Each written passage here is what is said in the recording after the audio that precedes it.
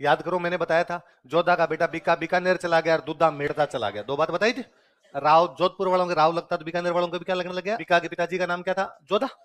हम पढ़ते हैं 1453 में आवड़ बावड़ की संधि होती है, 1459 में जोधपुर की स्थापना होती है और मेहरानगढ़ का किला बना दिया जाता है। उस घटना के थोड़े दिन बाद, जब जोधपुर बस गया था, उसके बाद एक दिन जोधा जी का दरबार लगा हुआ। जोधा जी के दरबार में बीका बैठा। बीका का एक जो रियल छोटा भाई है उसका नाम है बिद्दा। भाई राजा की खूब सारी रानियां होती। जोधा जी के एक रानी के दो बेटे हैं, एक बेटे का नाम है बीका और एक बेटे का नाम क्या है? बिद्दा। दो एक ही माँ के। और एक जोधा के भाई बैठे हुए दरबार में, भाई का नाम है कांधल। क्या नाम है? तो एक तो भाई बैठा हुआ, भाई का नाम क्या है? कांधल। और दो बेटे बैठे हैं, उनका नाम क्या है? पूरा और दरबार लगा। बिक्का बिद्दा की कांदल के साथ, खुदा की तो कांदल के साथ कुछ ज्यादा ही अच्छी बनती, काका भतीजा में आपस में ट्यूनिंग अच्छी। और अपने अक्सर घरों में होता भी है कि पापा के साथ ज्यादा बनती, पापा का साम्राज्य अलग, अपना साम्राज्य, पापा के साथ ज्यादा कम्युनिकेशन भी होता। पापा घर के अंदर तो अपने घर के बाहर तो पापा घर के अंदर। एक म्यान में दो तलवारें, सीधी बात है। पर हर घर में एक चाचा जी पक्के ऐसे होते हैं जिनको आप दिल के उद्गार बता सकते हो, और चाचा जी अपनी इच्छाओं की पूर्ति भी कर देते हैं भाई। तो वैसे बिक्का की अपने काका से, अंकल से ठीक बनती है। अंकल का नाम क्या है? अब जोधा जी का दरबार लगा हुआ, जोधा जी दरबार में किसी सीरियस टॉपिक पे बोल रहे, सारे एकदम शांत होकर सुन रहे भाई, कोई गंभीर बात बोल रहे हैं। बस दो लोग इस बात को नहीं, बिक्का और एक वो आपस में बात। जैसे होता है मैं आपको पढ़ा रहा हूँ और कोई दो बच्चे आपस में बात कर रहे हैं, तो भाई मैं उनको कहूंगा खड़े हो जाओ, क्या मैंने अभी क्या पढ़ा है बताओ देखे। तो मैं तो टोक दूंगा उनको कि भाई वो पढ़ाई में ध्यान दे। पर राजा को तो लगता है यार मैं टोकूं क्यों, मेरी बात पे ध्यान देना ही चाहिए, आप ऐसे कैसे कर सकते हो मेरी बात पे ध्यान ना दो। तो जब जोधा जी को दो तीन बार लगा कि यार ये मेरी बात ही नहीं सुन रहे, तो जोधा जी ने उनपे कटाक्ष किया, सटायर किया, उनपे व्यंग्य किया कि काका भतीजा बात तो ऐसे कर रहे हैं जैसे नया किला बनाएंगे। क्या बनाएंगे? कि भाई इतनी सीरियस बात है कि नया किला बनाएंगे, इसलिए हमारी बात तो सुन नहीं रहे, खुद की बात कर रहे हैं। अब जैसे ये बात की तो पूरा दरबार हंसने लग गया कि यार बेइज्जती कर दी, भरे दरबार में बेइज्जती कर दी दोनों की। ये बात कांदल को और बिक्का को सुनाई थी कि यार हम पर हंस रहे हैं। कांदल खड़े हुए, कांदल ने खड़े होकर भाई साहब नया बनाएंगे कि नहीं बनाएंगे ये तो नहीं पता, पर आप वाले में नहीं रहेंगे। आपको ये लगता होगा मैंने बना लिया जोधपुर तो अब दूसरे तो बना ही नहीं सकते, तो आप वाले में नहीं रहेंगे। और बिक्का खड़ा हो जा। बिक्का तैयार था, अंकल का एकदम खासा दोस्त ने, हाँ अंकल जी बताओ। बिक्का ने अपने छोटे भाई की तरफ देखा, बिद्दान का भाई साहब मैं तो तैयार ही हूँ। अब इन्होंने बाकी जोधपुर वालों से पूछा कि कितने लोग हमारे साथ जोधपुर छोड़ के जाना चाहते हैं, अब हम लोग जोधपुर के अंदर रहेंगे नहीं। 700 लोग तैयार हो। कितने लोग तैयार हुए? 700 लोगों की एक सेना बनाई, सेना बना के वहां से आते हैं करणी माता के पास। किसके पास आते हैं? आपको याद हो तो मैंने बताया था कि जोधपुर की नींव लगाने वाली कौन थी, तो मैंने कहा था जोधा की बुआ लगती थी, बातें बताई थोड़ी। अब यदि जोधा की बुआ लगती है तो कांदल की भी क्या लगती है? बुआ। तो कांदल आए करणी माता के पास और करणी माता का बुआ जी ये बिक्का है, जोधा का बेटा है। यदि जोधपुर रहता तो जोधा के मरने के बाद जोधपुर का क्या बनता? राजा। लेकिन वहां से हम जोधा से नाराज होके आ गए। अब हे करणी माता, हे बुआ जी, तुम बता आगे किधर जाएं। करणी माता ने बीकानेर की तरफ इशारा किया था। तो बीकानेर तो था नहीं, ये इलाका हुआ करता, इस इलाके को बोलते जंगल देश। क्या बोला करते? जंगल देश बोला करते। तो बीकानेर के दो पुराने नाम थे, एक तो नाम था राती घाटी। क्या नाम था? और एक नाम था जंगल देश। क्या नाम था? जंगल देश। नाम जंगल प्रदेश का दो या जंगल देश का दो, जंगल एरिया का दो या, पर जंगल देश ही था। जंगल देश दो नाम थे। क्या क्या नाम थे बीकानेर के पुराने बताओ थे? राती घाटी और जंगल। तो बाद में करणी माता के आशीर्वाद से बिक्का कांदल बिदा ये सब मिलकर इधर बीकानेर की तरफ अटैक करते हैं, जंगल देश की तरफ अटैक करते हैं। 1465 के आसपास कब्जा करते हैं। बीकानेर वाला इलाका कब जीत लिया था? कौन सी माता जी के आशीर्वाद से? कौन से काका के साथ? कौन से छोटे भाई के साथ? बीकानेर के पुराने नाम क्या थे? यहीं से शुरू कर लेते हैं, लिखो बीकानेर के पुराने नाम। अब राजा जीत गया तो राजा कहीं ना कहीं अपनी क्या बनाए? राजधानी बनाए। तो राजधानी कहां बनाई जाए? तो बिक्का की दादी थे, दादी का नाम था कोडमदे। क्या नाम था? इनके नाम पर एक तालाब बना हुआ था, तालाब को बोलते हैं सर। तालाब क्या बोलते हैं? कोडमदे ने सर बनाया इसलिए। क्या नाम हो गया? दादी का नाम तो क्या हो गया? कोडमदे। कोडमदे ने सर बनवाया इसलिए नाम क्या हो गया? इसलिए जिस किसी नाम के पीछे सर लगा हुआ उसका मतलब है तालाब। क्या नाम मतलब उसका? तालाब। तो कोडम देसर था। तो इनके पुराना तालाब था, इनका यार दादाजी के टाइम का अपने तालाब बना हुआ था इस इलाके में, तो यहाँ पर अपनी राजधानी बना लेते हैं। तो 1472 में बिक्का को राजा घोषित किया गया। कहां पर राजा घोषित किया गया? कोडम, मतलब यहाँ उसको राजधानी स्थापित की गई। अब वहां राजा तो बना दिया। अब ये बात पता चली पुगल को। कहां पता चली? पुगल। मैंने बताया था देखो कि चुंडा जो था पुगल के भाटियों के खिलाफ लड़ता हुआ मारा गया था, बताया था। तो एक उधर एक छोटी रियासत पड़ती है, उस रियासत का नाम क्या है? पुगल। पुगल में कौन सा वंश है? भाटी। उन्होंने ऑब्जेक्शन किया, उनका कोडम देसर हमारा है, तुम यहाँ बैठ के कहाँ राजा बन रहे हो रे। बिका को लगा कि यार नए नए आए हैं, फालतू में पंगा लेंगे, यहाँ पर जो पहले बैठे हैं तो दिक्कत हो जाएगी। उनका ठीक है भाई तुम्हारा तुम रखो, यहाँ राजधानी नहीं बना। बिका को लगा फिर राजधानी कहाँ बनाई जाए, तो उनको लगा नया शहर ही बसा लेते हैं यार, पुराने में राजधानी बनाई। 1488 में एक नया शहर बसाया गया, नगर को बोलते हैं नेर। नगर को क्या बोलते हैं? बिका ने नेर बसाया, इसलिए क्या कहलाया?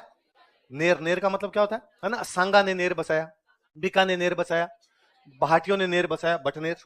हनुमानगढ़ को पहले क्या बोला करते? बटनेर। तो एक गोनेर, जोबनेर, सांगानेर, जहां भी नेर दिखते हो उसका मतलब क्या? नगर। क्या मतलब है? बिक्का का नगर। इसलिए क्या हो गया? आगे बात समझ में? अब मुझे दोबारा बताओ, उदयपुर की स्थापना कब की गई? 1559। कब की गई थी? जोधपुर की कब की गई? और बीकानेर की कब की गई? 1488। याद रह जाएगा। अच्छा, जिस दिन बीकानेर की स्थापना हुई थी उस दिन एक त्योहार पड़ रहा था, इसका नाम है अक्षय तृतीया। क्या नाम है जिसको अपनी लोकल भाषा में अपने बोलते हैं आखा तीज, क्या बोलते हैं? एक बार एक लाइन लिखते हैं फिर मैं और समझाता हूँ। तो बीकानेर की स्थापना के दिन एक त्योहार था, कौन सा त्योहार था? अक्षय तृतीया। अक्षय तृतीया को अपनी भाषा में क्या बोलते हैं? बीकानेर की स्थापना अक्षय तृतीया के दिन की गई थी, कोष्टक में आखा तीज लिख लेना। तो कहते हैं बीका बड़ा राजीव आ गया यार, मैंने पूरा एक शहर बसाया। तो बीका ने इस दिन पतंग उड़ाई थी, क्या उड़ाई? वो रिवाज आज दिन तक बीकानेर में पतंगे कब उड़ती है? इस दिन बीकानेर में पतंगे उड़ाई जाती है। People of Bikaner fly kites on this दिन, बीकानेर में पतंगे उड़ाई जाती है। अच्छा, बीका ने बीकानेर की स्थापना कर ली। बीकानेर की स्थापना करने के बाद बीका जोधा से मुलाकात करता है। किससे मुलाकात करता है?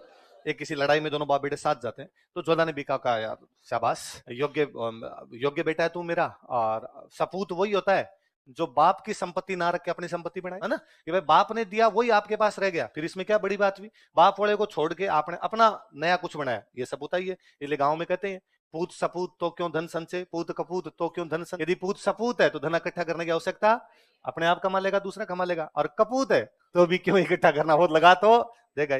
इसलिए अपने धन इकट्ठा करके जाना, जितना कमाना वो इसी जिंदगी में लगा के अगले जाने न अगलों को। यदि कमाएंगे तो कमा लेंगे, नहीं कमाएंगे तो फूटेंगे उनके, अपने ज्यादा लोड लेने की आवश्यकता, ऐसा अपना मानते थे।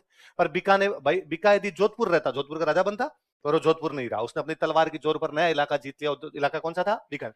तो जोधा ने कहा अरे यार तुम मेरा बहुत अच्छा बेटा है, पर यार बीका एक बात का ध्यान रखना। उसने कहा हाँ पिताजी बताओ। देखो मैं जब मरूंगा तो मेरे मरने के बाद में ये नहीं हो कि तुम जोधपुर आ जाए और जोधपुर आके ये भी मेरा ही है। नया तूने बसा ही लिया तो जोधपुर भी मांग सकता है, भाई मेरे बाप का है, मेरे को वापस दो। तेरे जो दूसरे भाई है उनको ले ले। बीकानेर का चिंता ही मत करो, मैं जोधपुर में से इंच भी जमीन नहीं मांगूंगा, मैं मेरा बीकानेर बसा चुका हूँ। जोधपुर आप अपने जिस भाई को देना चाहो, मेरे जिस दूसरी सौतली माँ जो है उनके जो बेटे उनको देना चाहो, किसी को दे देना, मेरे कोई दिक्कत है। पर पिताजी एक बात देखो, उस दिन मैं और अंकल और विदा वहां से आए थे, तब आपसे नाराज होकर इस चक्कर में हम घर का कोई भी सामान लेके नहीं आए। हर परिवार के पास में कुछ पुरानी चीजें होती है ना, परिवार की निशानियां होती है कि पूर्वजों की, राजाओं के टाइम में था कि पूर्वजों की कोई तलवार रखी हुई है, कोई देवी देवताओं की मूर्तियां रखी हुई है। राजाओं के जो इस प्रकार के सामान होते हैं उनको बोलते हैं राज चिन्ह। क्या बोलते हैं? तो कहा उस दिन जब हम आए थे तो कोई भी राज चिन्ह नहीं लेके आए, कोई कुल देवी की मूर्ति नहीं लेके आए थे आपसे वहां से, किसी भी प्रकार का कोई तलवार भाले वगैरह जो पुराने हथियार रखे हैं वो नहीं लेके आए थे, प्लीज वो तो दे दो मेरे को। जोधा ने कहा कोई दिक्कत नहीं, जितने भी जोधपुर में पुराने सामान पड़े हैं, पुराने राज चिन्ह जो रॉयल एम्बलम पड़े हैं, वो आधे तेरे, आधे जो भी जोधपुर का राजा बनेंगे उसके। ठीक है, तेरे जब जी मैं तब ले जाना। कहा ठीक है पिताजी ने हाँ बदली, कोई दिक्कत नहीं।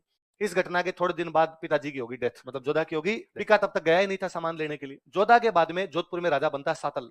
कौन बनता है? बीका का एक भाई है सातल, वो राजा बनता है। लेकिन बीका ने सातल से भी कुछ ही नहीं मांगा, ले लेंगे यार अपना ही तो है, ले ले। थोड़े दिन में सातल मर गया, तो बीका का एक और भाई था सुजा। क्या नाम था? तो अब वहां का जोधपुर का राजा कौन बन गया? जब सुजा राजा बना तब बीका ने सुजा को कहा कि भाई सुजा, कुछ वो सामान जो पड़े हैं, पुरानी कुलदेवी की मूर्तियां, तलवार भाले, कोई देवताओं की मूर्ति, उनमें से आधा हिस्सा मेरा है। पिताजी कह के गए थे तो आधा हिस्सा मेरे को जाने का। कौन सा आधा हिस्सा? अपना नया राज्य बसाया तो नए लेके आओ, जोधपुर में से तो कुछ भी तेरे को मिलेगा। बीकान का देख पंचायती मत कर सुजा, वरना मैं तेरे को मार मार के सुजा दूंगा, देख लेना। तो बीका जोधपुर पर अटैक करता है, जोधपुर पर अटैक करता है सुजा से राज चिन्ह लेने के लिए। फिर सुजा की मम्मी थी, उसका नाम था जसमा दे। क्या नाम था? हाड़ी रानी जसमा दे ने रानी सर तालाब का निर्माण करवाया था, पढ़ा था हमने जोधा की रानी। तो वो जो जोधा की हाड़ी रानी थे जसमा दे, उनके बेटे का नाम क्या था? वो आए बीका के पास और बीका काका बीका भाई भाई आपस में क्यों लड़ते हो? भाई बाप तो तुम्हारा एक ही है, माँ हम अलग अलग हो सकते, तेरी माँ अलग और सुजा की मैं माँ अलग हूँ, तुम आपस में क्यों लड़ रहे हो? बीका ने वापस कहा कि माता जी लड़ने का कोई शौक नहीं है, पर सुजा सामान नहीं दे रहा तो मैं दिलवा देती हूँ। तो फिर वो उसको आधे राज चिन्ह। कोई पूछेगा कि बीका ने जोधपुर पर क्या लेने के लिए अटैक किया था, किस पर अटैक किया था? अब सुनो, देखो थोड़ा ना समझ, लिखना कुछ ही नहीं, केवल ध्यान देना। हमने एक वर्ड लिखा, एक वर्ड लिखा, समझना आप ना, खूब काम आएगा। इसको छोड़ दीजिए, आप इसको भी छोड़िए। मुझे बताइए इसका मतलब क्या है? क्षय का मतलब क्या होता है? कमी। क्या मतलब होता है? क्षय का मतलब होता है किसी चीज में कमी होने को क्या बोलते हैं? मैं ये कहूं कि भारत में नैतिक मूल्यों का क्षय होता जा रहा है, इसका मतलब मोरल वैल्यूज क्या होती जा रही है? मैं ये कहूं कि यार भारत में पिछले कुछ सालों में कपास के उत्पादन में क्षय होता जा रहा है, मतलब कपास के उत्पादन में क्या रही है? कमी। ये मतलब हुआ। क्षय का मतलब क्या होता है? कमी। इसलिए एक बीमारी है जिसमें शरीर कमजोर पड़ने लगता है, इंग्लिश में तो हम बोलते हैं है ना ट्यूबरक्लोसिस बैक्टीरिया, लेकिन हिंदी में उसको क्या बोलते हैं? क्षय रोग कहते हैं। इसलिए आज भी आप गांव जाओ और यदि पतले होके चले जाओ तो गांव में कोई देखते कहता टिब्बी होगी, भाई तेरे ये बीमारी थोड़ी हो रही है यार, कमजोर कैसे हो रखा है इतना? क्योंकि अपने मानते थे कि शरीर में कमजोरी है ना, शरीर का क्षय होना, इसका मतलब क्या हो गई आपकी?